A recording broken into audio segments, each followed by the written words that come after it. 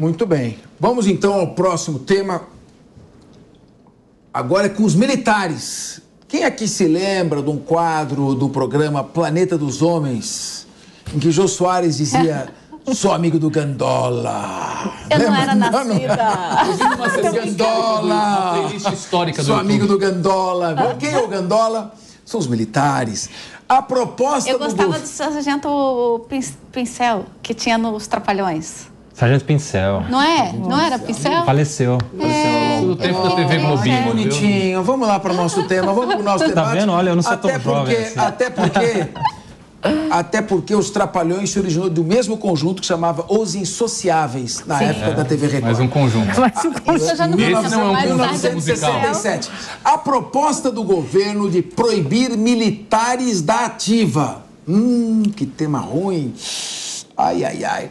A proposta do governo de proibir militares da ativa de concorrerem a cargos políticos é considerada insuficiente pelo deputado Carlos Zaratini, do PT. É pouco, por não envolver a alteração do artigo 100... Ixi, ai, ai, ai, ai, ai.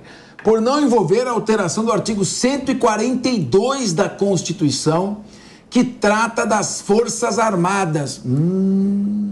Assunto explosivo, hein? Segundo o deputado... Traz o vinho. E a guerra da Ucrânia vai vir para cá.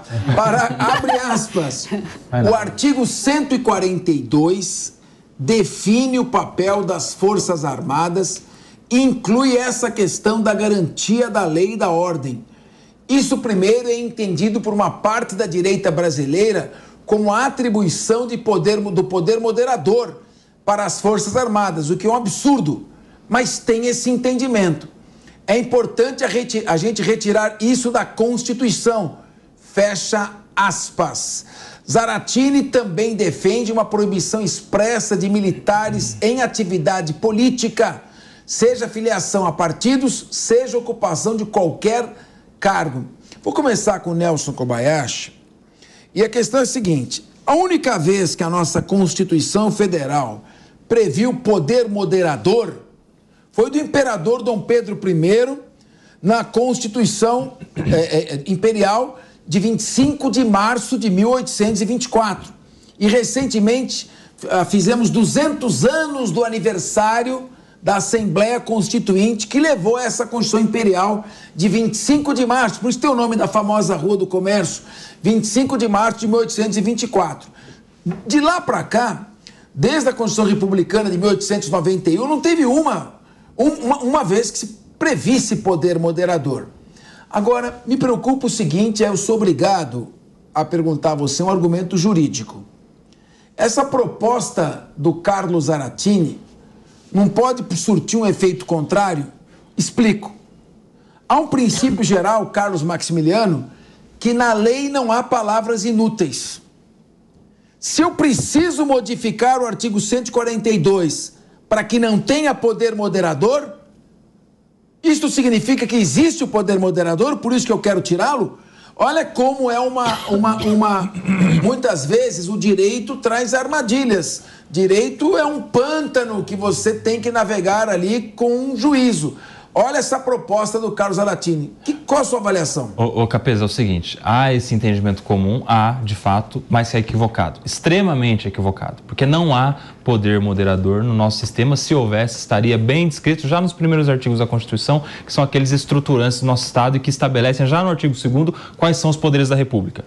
O Poder Executivo, o Poder Legislativo e o Poder Judiciário. São esses os 3 poderes da República e nós não temos, no nosso Estado constituído, poder moderador. Então é importante que as pessoas saibam disso, que as Forças Armadas têm a sua função bem definida na nossa Constituição e, dentre as quais, não há nenhum tipo de previsão expressa e nem tácita e nem outro tipo de previsão que institua as Forças Armadas como um dos nossos poderes. Dentro do seu raciocínio, quem é o comandante supremo das Forças Armadas?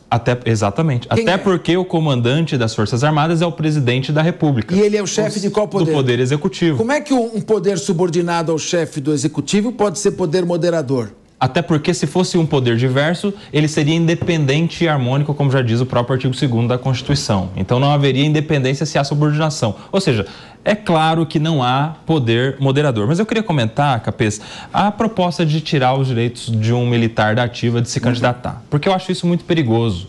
Muito perigoso, porque a gente está, no final das contas, tolhindo um direito político de ser votado de um cidadão.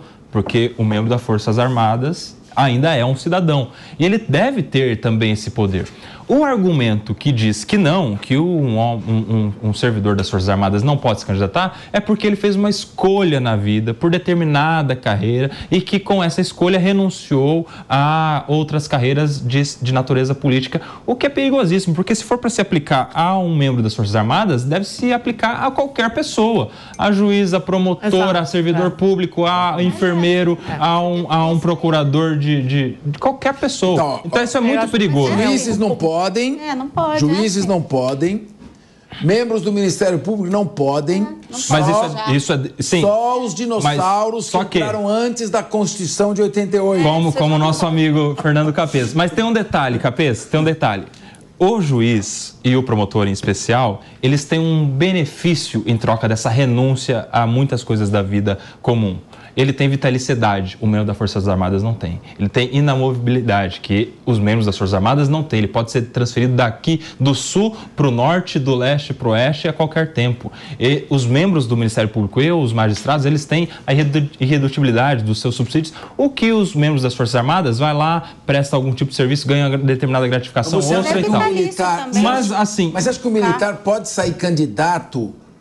no exercício, estando na ativa, ele pode sair candidato, estando na ativa, ele pode ocupar um cargo. É isso que eu acho que... Eu quero entender a tua posição, isso. Eu acho que sim, que deveria poder sim ser candidato, disputar as eleições, até para que haja no nosso Congresso Nacional, nós temos 513 deputados, 81 senadores. Será que não cabe uma vaga para a representatividade dessa população? Ou eles vão ser os únicos cidadãos que não podem ter representatividade no nosso Congresso? Nós estamos falando de um Estado democrático, que deve ouvir e ter representatividade, voz de qualquer cidadão, inclusive de membros das Forças Armadas. Então, os militares devem ser tratados como um cidadão comum, com os mesmos direitos políticos que todo cidadão tem. Exato. É a posição de Nelson Kobayashi. Elaine Keller, a sua réplica. Contestação nesse cara. Ele quer hoje que a gente, ó... A gente é bro. É bro. É bro. É bro não, que ela tava mandando, falando em lacração aqui. Mas não foi tava com aquele discurso de vitimização e eu já não gostei. Kobayashi. Então, não foi pro Kobayashi. Ele entendeu. Foi para o Bolsonaro que usava caço, usava caneta Bic. Não foi pro Kobayashi. Tá bom. A lacração da mesa. Não foi pro Kobayashi. Deise, o Diego e eu ficamos sem graça aqui. Mas, por favor. Não, falei que a mesa não me deixava falar. Mesa! A mesa! É toda sua, ela. Mas essa mesa também não fala? Vamos lá, por favor. Tô brincando, vamos lá. Com relação a isso, então, eu vou me permitir discordar do colega Kobayashi. Que, gente, amanhã não percam, ele estará na mesa, né? Vamos ver, até amanhã, tem até amanhã. De frente. Vamos lá. Eu vou assistir. Então, com relação a isso, eu discordo porque como funcionário público, né, eles têm que seguir ali as regras da administração pública, né? E assim como juízes, promotores, eu entendo que se ele quer seguir uma carreira política, ele tem que abrir mão da sua carreira militar, né? Que no fim das contas, pessoal, vamos combinar, até o cidadão comum acaba abrindo mão dos seus cargos também para poder seguir carreira política. Você não consegue muito conciliar duas coisas. O que eu acho o seguinte, se ele tem ali intenção de defender a classe, ele se afasta e vai seguir a vida política defendendo a classe dos militares por paixão aos militares, por ideologia, né? Mas eu acho importante que os militares se mantenham sempre imparciais com relação à política. Primeiro porque eu tenho um respeito enorme pela carreira militar, minha família toda é da carreira militar, eu sei o quanto há de disciplina e ordem entre os militares, o quanto eles fazem trabalhos para o país de extrema relevância, inclusive defendendo a nossa Amazônia, que não é fácil. Então, assim, eu acho que toda vez que os militares se meteram na política, não deu bom para eles, né? A imagem deles saiu muito arranhada, né? Então, não acho que os militares realmente devam mais ir para o campo da política, se forem se afastarem da carreira. Temos aqui duas posições. Desde no começo da mesa de debate, você estava falando assim, eu estou com saudade do Dória, porque que era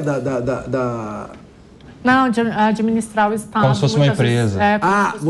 Então ela disse que estava com saudade. Então vamos lá, já que você estava com saudade. Do Dória. Já que você estava com saudade, vamos lá. Gosto.